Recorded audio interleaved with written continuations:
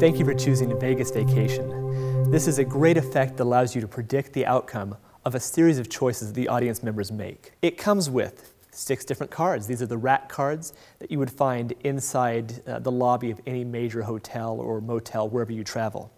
We have one for the MGM Grand, one for the New York Hotel and Casino, one for the Luxor, and 3 for the Bellagio. In addition, you get several of these envelopes to put everything in. You can carry it around in these, and it allows the audience members to take notes on here and come up with the final amount that you're looking for. And you get 2 different letters. These are the letters that have the predictions on it exactly the way that you want everything to turn out. You can print up more of the envelopes, more of the letters on the website. You can download everything there, as well as detailed instructions. The way this works is a series of forces that allows you to predict the final outcome. Depending on the persona that you have, you can either assume that this is all precognition, you just knew what was going to happen ahead of time, or you can use the power of suggestion. You were trying to influence people in their choices to make them do exactly what you wanted. The 2 initial forces are the choice in airline and the choice of room. First of all, for the airline, you're going to give people a choice of how they want to get there, but never say, how do you want to get to Vegas? Because people could obviously say they want to take a train or drive. You want to ask how they want to fly. Then the way you're going to say this is, do you want Delta United or American Airlines? What that does is it subtly pushes people to say American Airlines because you're linking the first 2 together. Delta United, you say those together as though there's a hyphen in between them. Do you want Delta United or American Airlines? By emphasizing American Airlines, you're going to make it much more likely that they will choose American Airlines. And generally, that's exactly what happens. You don't want to overdo it. Just kind of make it natural so it seems as though that's the obvious choice. If for some reason someone doesn't choose it, just go around to a few other people and ask them what airline they would choose. And then go with the consensus if it is American Airlines. If they still choose another one, go with it. It doesn't matter. They don't all have to be exactly perfect. It's mentalism. It doesn't have to be perfect every single time. The second choice we have is what room they want to stay in.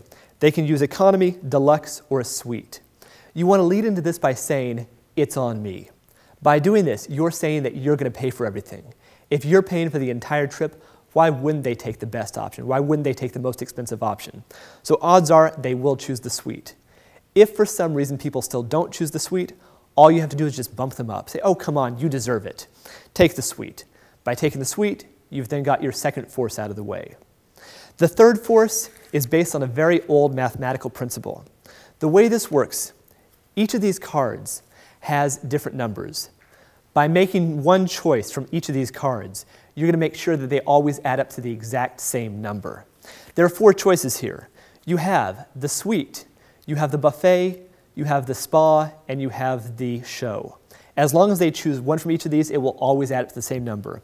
So they can choose the spa at the Luxor, the buffet at the New York, the show at the MGM Grand, and the suite at the Bellagio, and it will always add up to the same number. There's 2 important things to keep in mind here. First of all, those are the only 4 options. There's a few other things added here. For example, there's the Gallery of Fine Art at the Bellagio. That will not work. They cannot make that choice. There's golf at the MGM Grand. They can't choose that one. And there is the bodies exhibit at the Luxor. They can't choose that. So those 4 do not work. They're just there to make it look a little bit more realistic. The other thing that you need to make sure is that they always choose the suite. If they choose the room, if they choose economy, if they choose deluxe, it will not work. They have to choose the suite. When you're doing this, it's a good idea to go around and figure out what everyone else would have done. Of the 4 cards that are passed out, make an issue of pointing out how they're different. If one person chooses the suite at the Luxor, ask the others, what would yours have cost, what would yours have cost, what would yours have cost? What you're doing is you're establishing that they're all different. Some people might assume that all the numbers are exactly the same. Also, you'll notice that you get with this 3 different Bellagio cards.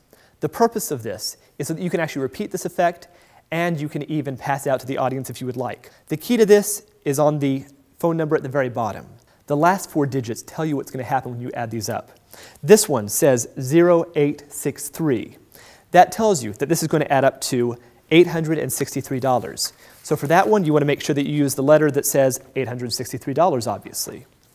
Another one, The last 4 digits are 0846.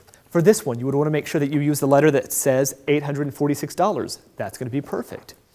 And then finally, if for some reason people want to examine these, there's one here that says 0000 as the last 4 digits. For this one, all you have to do is pass that one out with the other 3, and now it will add up to totally different numbers each time. Now, I wouldn't suggest this. It's not something I do very often. There's no reason to call attention to the props. Just ignore them. But if for some reason people come up to you afterwards and really are just sure they know the solution and they want to see them, fine. Pass these 4 out with the 10000, and they will find nothing. Once you're done with this, once you've made all of the choices, you want to have the audience member who's been taking notes on this envelope add everything up. They're going to add up these 4 and come up with a final prediction number. It's a good idea to let them do it. This way no one thinks that you're doing anything tricky with the math. Also, make sure you have a calculator there for them, because that makes it a little bit easier. Make sure they get the numbers correct, and watch over their shoulder. If they write things down incorrectly, or if they add things up incorrectly, this effect will not work.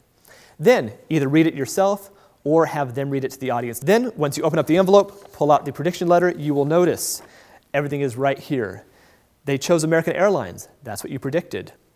They chose the suite. That's what you predicted. And then when you added up all these choices, you got a cost for the trip, $846 or $863. That is perfect. There's a couple other things you can consider adding to this. You could have the 4 gambling meccas out there. We have Las Vegas, we have Atlantic City, we have Macau, and we have Monte Carlo. You could have an envelope with each of these listed there. Then use equivocate to force, obviously, Las Vegas. That just adds another layer of deception to it, makes it a little bit more miraculous. Also, you could use a Himber wallet. Have a pile of dollar bills or $5 or $10 bills. Have them choose off a certain amount, put it into a Himber wallet. Then later on, pull out from the other side of the Himber wallet the money they chose, count it out, and it will add up to whatever you had for the prediction. Also, this makes a great lead into other gambling-themed effects or Vegas-themed effects, such as Larry Becker's Casino Royale. Thank you for choosing Vegas Vacation. I hope you enjoyed as much as I do.